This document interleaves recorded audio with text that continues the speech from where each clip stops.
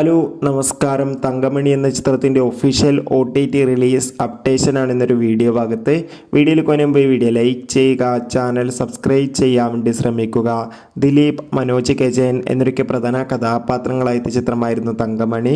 ചിത്രത്തിന് ഒരു average, below average അഭിപ്രായം മാത്രമായിരുന്നു സ്വന്തമാക്കാൻ വേണ്ടി സാധിച്ചിട്ടുണ്ടായിരുന്നത്. ചിത്രം തിയേറ്ററുകളിൽ കളക്ഷൻ നോക്കുമ്പോൾ വൻ പരാജയമായിരുന്നു.